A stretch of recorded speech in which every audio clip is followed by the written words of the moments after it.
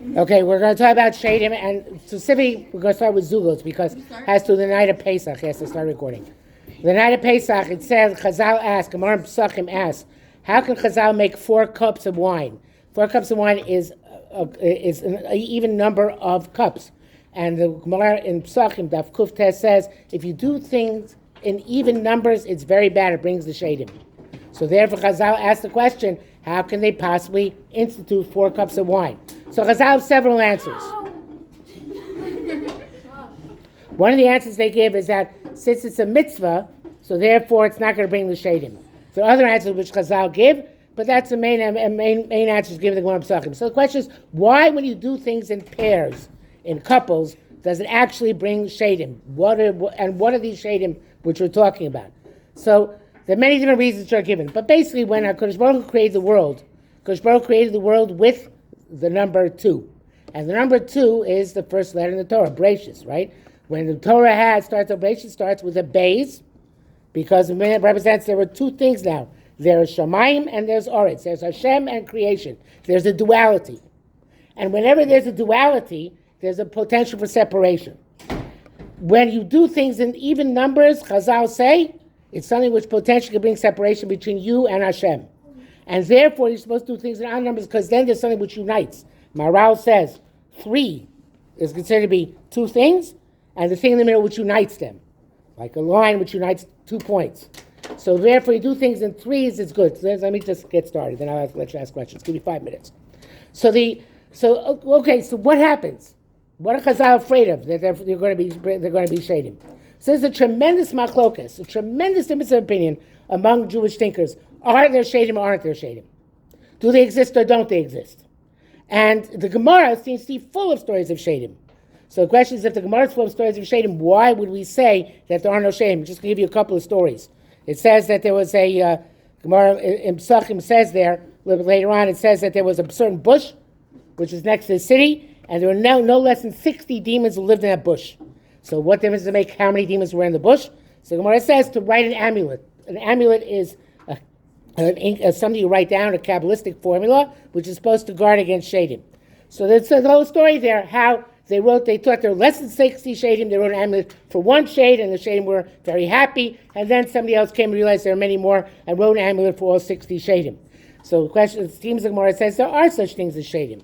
The Gemara Brachas, which many of you are familiar about, I know you asked me about this earlier this year, talks about how you can see Shedim by putting ashes around your bed, so a certain type of ashes from a certain type of cat or whatever it is there. So it says that the Shedim then appear. You can see their marks. If you fill your hat, the cat was something else.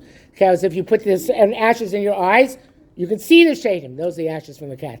So then the question is, and one of there says that some of you saw the Shedim.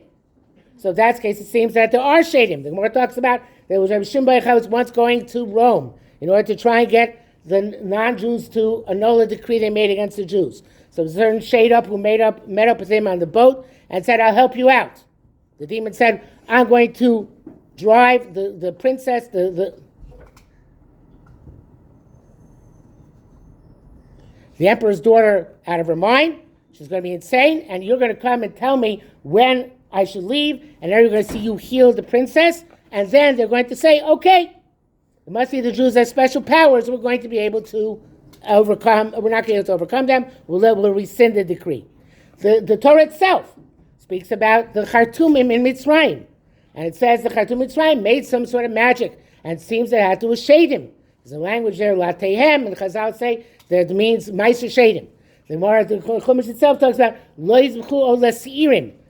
People shouldn't sacrifice any more korbanos to Seirim, which are a type of Shedim. So again, there are all sorts of sources which seem to indicate that there are Shedim. There are other, perhaps you know, there's a famous Gemara in Gittin where it says that Shlomo Melech needed the shamir, the special worm which cut the stones for the Beis Hamikdash, and in order to get that, he sent one of his generals to go capture Ashmedai, the king of the Shedim, who knew where this shamir was to be found. So there's a whole description there how then Ashmedai somehow was able to depose Shlomo Melech. Shlomo Melech was kicked out of his kingdom, and it took 70 years to get back, during which time Ashmedai was the king over the Jews. So there are many sources about Shedim throughout the Gemara. How can some Rishonim say there are no Shedim? So first you have to define who those Rishonim are. They're the Rambam primarily, and also the Meiri, who was not a student of the Rambam but followed the Rambam school of thought. Most of the other Rishonim hold the arts of Shedim. I want to tell you a related issue, which is the issue of astrology. You know what astrology is? There's astronomy and astrology. Yeah. Astronomy is the real science of studying the heavenly bodies, the stars and the planets, etc. Astrology is predicting the future and telling horoscopes on the basis of looking at the stars and the constellations. So there's a tremendous difference of opinion among Jewish thinkers. Is astrology real or is it not real? Can you actually tell a horoscope and know what's going to happen? Or you can't tell a horoscope. So it's a tremendous machlokas. So I'm not here to tell you who's right and who's wrong. I don't know. That's not my job. My job is to come and tell you the different approaches. And then people have to figure out what makes more sense to them, what they believe, and something which perhaps we can never know. I myself don't know. I just know there are different approaches. So I'm going to start with the Rambam and work my way then to the other Rishonim who disagree. So the Rambam holds there are no Shedim and there's no astrology. It's all a bunch of baloney. The problem is, the Meiri says in Melachim, he says, Chazal had a problem because especially in Bavel, there was a tremendous belief in Shedim. There's a very powerful belief in Shedim and sorcery and magic and astrology. Not so much in Eretz Yisrael. We have two Talmuds. We have the Talmud Bavli and Talmud Yerushalmi. The Talmud Bavli was composed in Bavel. Talmud Yerushalmi was composed in Eretz Yisrael. In Talmud Bavli, Shedim are mentioned many, many times. In Yerushalmi, almost not mentioned at all. It's interesting because the Zohar, which was made in Eretz Yisrael, which is basically a book of Kabbalah, does mention a lot of Shedim. But it seems that the belief in Shem at the time of the Gemara was primarily in Bavel, not in Eretz Yisrael.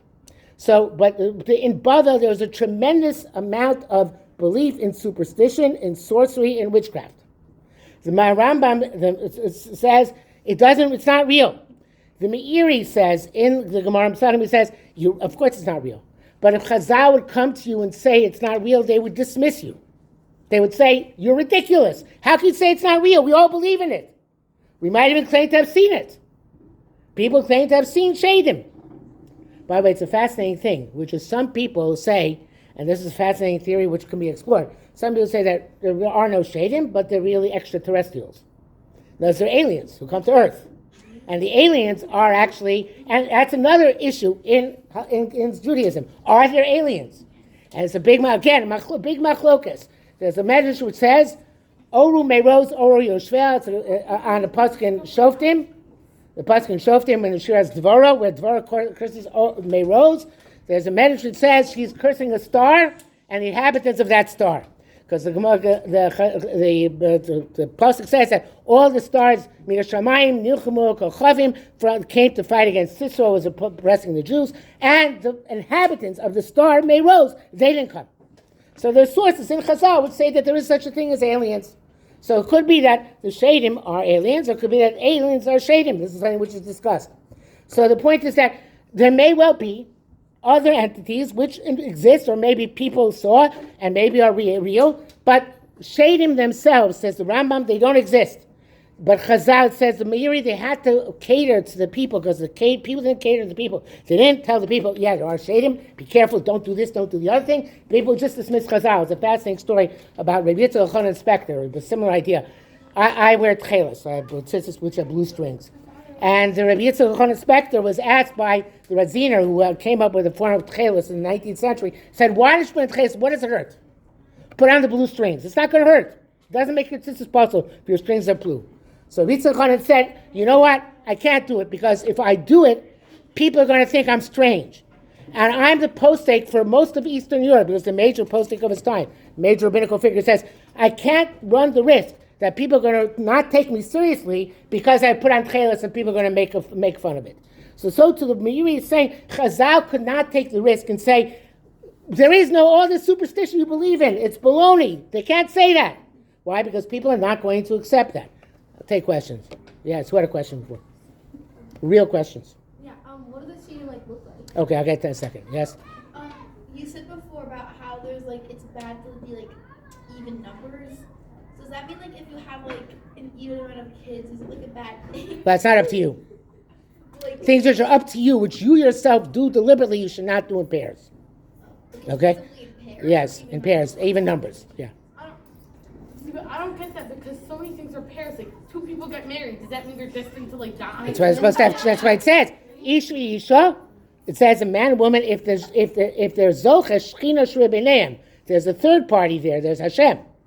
If they don't have the shchina, then in fact, yes, marriage is very dangerous. Hashem is married to everyone. Hashem is involved in everybody's marriage. It better be, otherwise you're in big trouble. Are twins bad? He just explained. It's not up to you to decide. It's only things you do yourself. Like having like 4 friends, like let's say, is that bad? Because like you're even. You should try and have a 5th friend, according to this Gemara. Yes. I told you guys, if you become friends with someone, you need It's really things which you do, not so much things people you know. Let's say I go to the supermarket and buy 4 eggs. I should Right, buy according to 5 this Gemara, you should buy 5 eggs, yes. So, but they only come packaged in 12. So the Gemara asks this question. The Gemara asks, how could we possibly be careful all the time? It's almost impossible. So Gemara says, fascinating thing. The Gemara says, man the copy kabdina me, man the low copy kabdina me. Says if somebody is meticulous, they're always concerned about this, really superstitious about it, then it's going to be a problem for that person. If you're not so superstitious about it, it's not such a problem. It's very much like Chazal say. We have a concept, al tiftach pel satan. Don't say anything bad. Because you say something bad might happen to you, comes a self-fulfilling prophecy. And also, a person has a dream, you're supposed to make sure to interpret the dream in a positive way, not a negative way, so it doesn't become a self-fulfilling prophecy. So the same thing here. If a person is concerned about zugos, about not doing things in pairs, it's much of a problem. A person should not pay attention to So I it. could buy 12 eggs. Yes. Anytime. Yeah. Well, the really cute. Is that why people don't step over each other like you? Don't step over a person, you just like do. Wait, what did you just say? There are all sorts of things which they talked about in the Gemara. Not stepping over a person, I don't recall. Yes. I know it's a little bit like a weird question, but is that why there's a bird? It's a what? That why there's a bird flu? Because eggs are I can't. 12. Okay, serious questions only, please. Yes. Okay, what are Shedim, like, what do they do? Okay, I'll come to that in a second. Like, Yes. also, Just give me a minute. But isn't there like a thing that everyone else believes in something and you're not supposed to be like, no, whatever, but you're not supposed to be separate than other people, like specifically? That's only if you don't have a legitimate source. But if you, the Rambam is such a legitimate source. The Rambam is one of the greatest rabbis who ever lived. If you say, I hold like the Rambam, nobody could come to you and say, you're wrong. That's the great thing about having the Rambam in your side. I believe personally, the Rambam did not have any access to Kabbalah. He never saw the Zohar, which is the basic book of Kabbalah. I think Hashem deliberately did not allow him access to that, even if it's true, and I think it is true, the Zohar, because Hashem wanted there to be a role model, a figure, a great person in history, greater than almost everybody else, who people can point at and say, I hold like the Rambam. I don't have to learn Kabbalah because I hold like the Rambam. So Judaism believes, except in the Yud Gimel Ikarim, the 13 basic principles of faith, Judaism believes Chayim. There can be many approaches, and we don't need everybody to believe the same thing. So therefore, Hashem left a lot of possibilities, different perspectives, which people can have for their own personal perspective, and as long as they come from a legitimate source, you can accept that perspective. Yes. So if you believe that Shedim are real and they won't be real? It says, if you're not concerned with them, then you have to be concerned. That's what Gemara says. If a person has to really not believe in them, or not believe they can affect them in order for that to happen. Yes? But what if you are? Let's say you are very concerned. Then you have to be concerned not to have do things in pairs, not do things in even. There's a Gemara, Chazal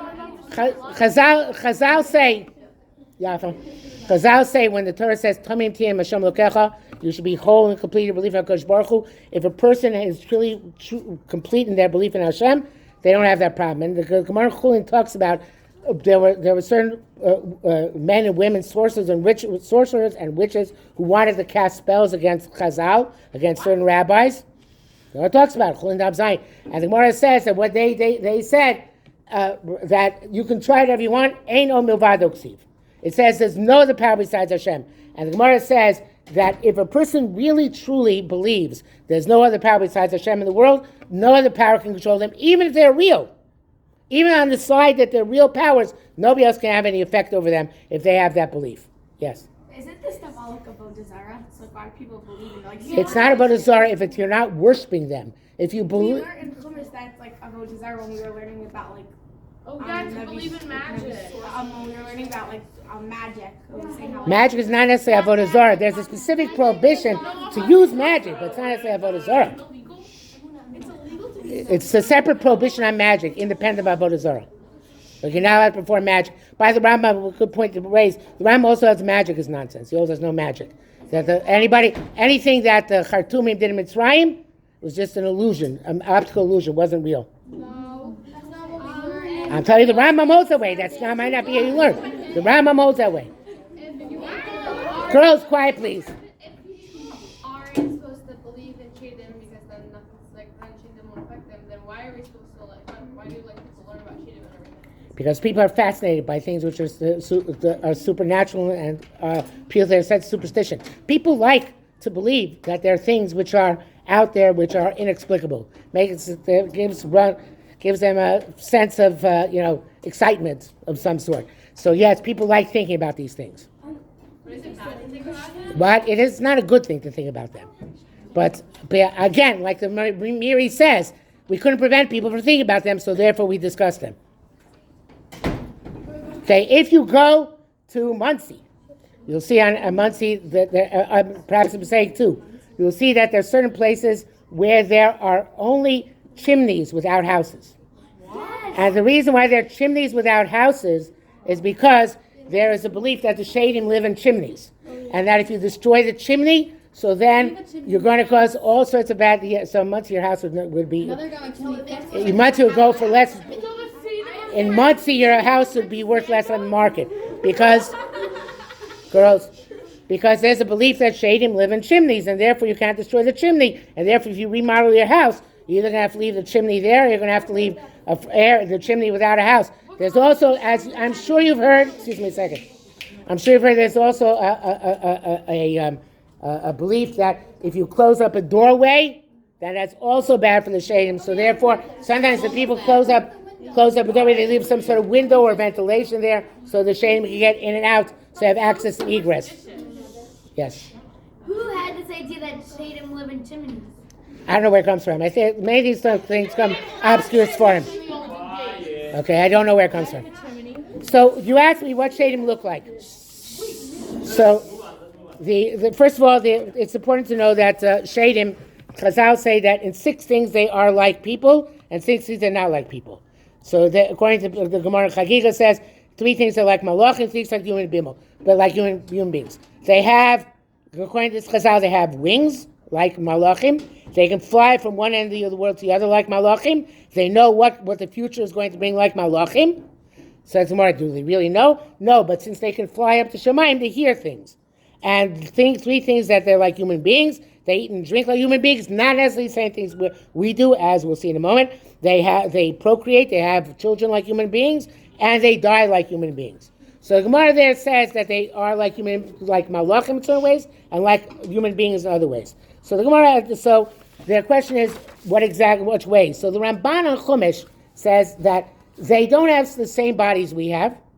They have different types of bodies. They are not as material as our bodies.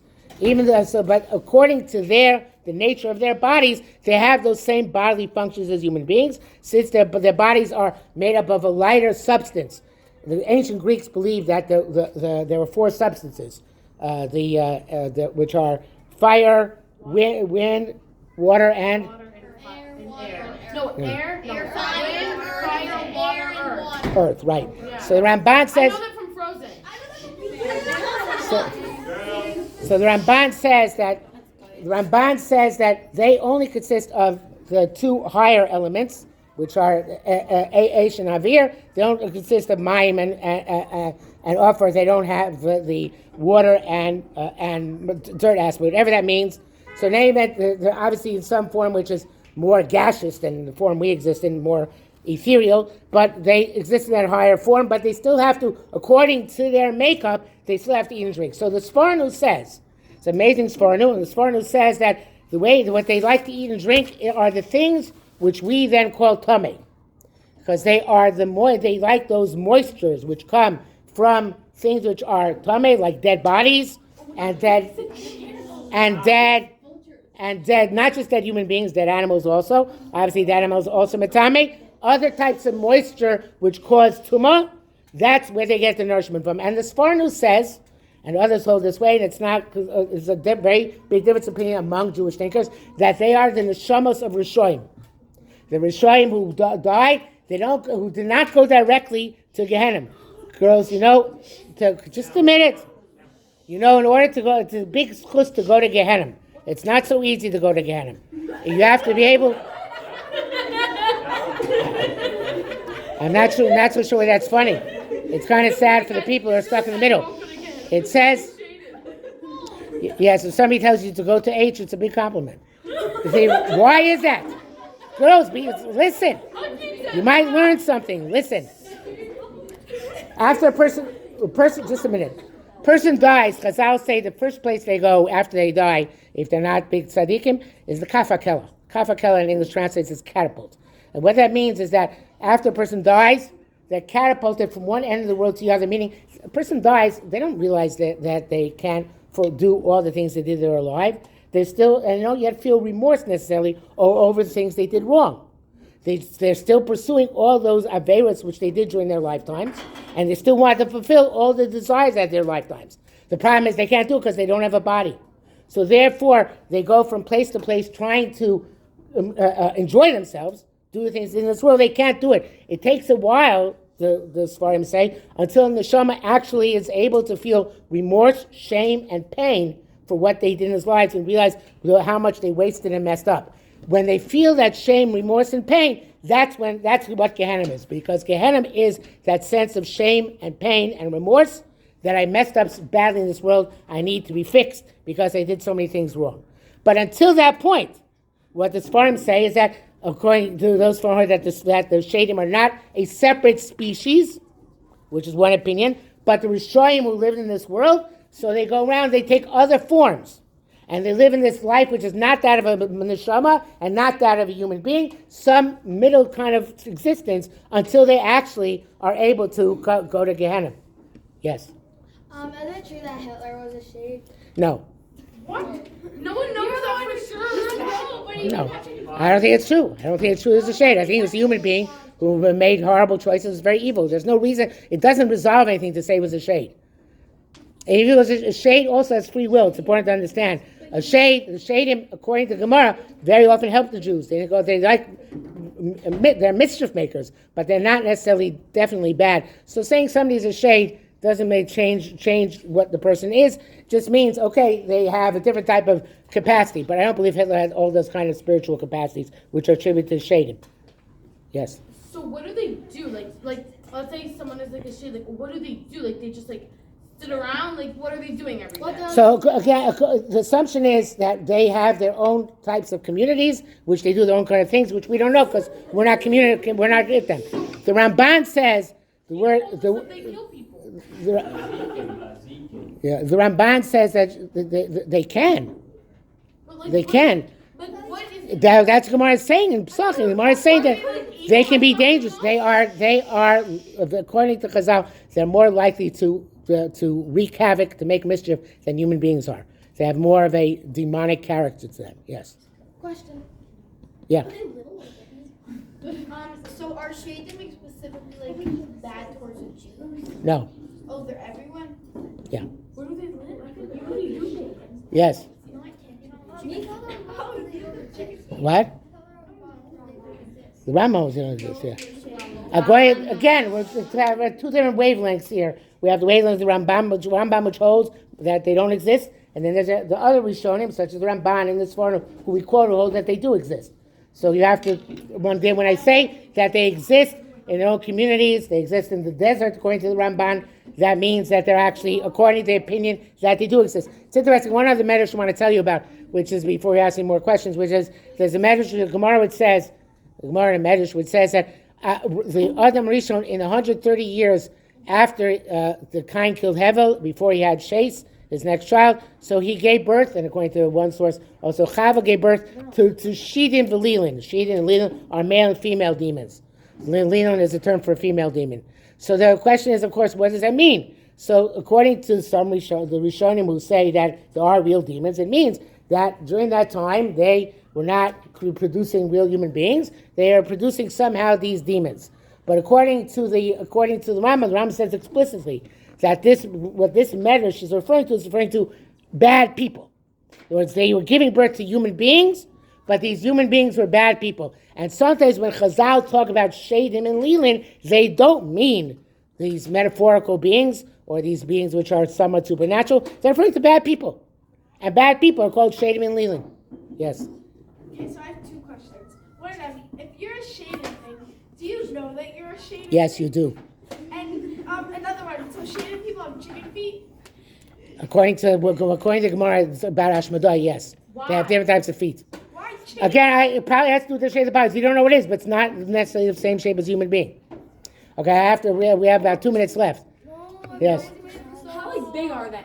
That's my God? Nobody knows. Massive or like teeny? Nobody knows. Imagine them as little. According to Gemara, Ashmadai was the king of the Shedim, was able to make himself huge. But it sounds like normally they're actually more or less human size. So anybody else didn't ask a question before? Yafa. That's what everybody asked. Oh no. Tipora.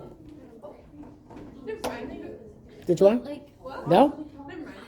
Are they like invisible? Can you see that? They can make themselves invisible. They make themselves. Gemara talks about places where they saw the shame, but it's not all the time. Question. She didn't ask a question. What? Again, it depends which opinion you hold like, but it seems like they have some physical entity.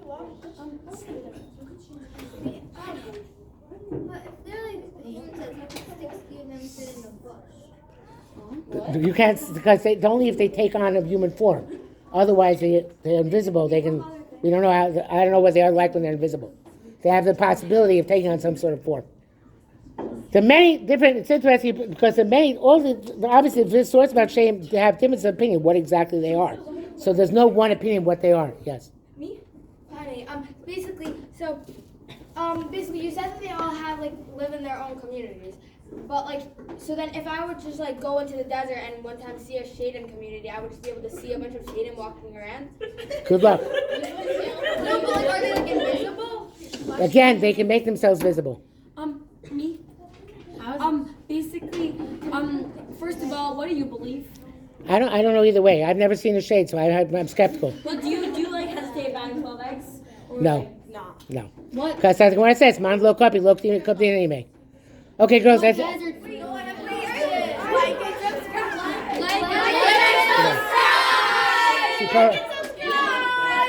What? I have to go to the boys' building. Yeah. Quiet! Somebody actually didn't ask a question yet. What? The girl did. Yes, the girl held that Rambam was wrong. Absolutely. Okay, girls, if you want to have another shiur, let me know. Thank you very much.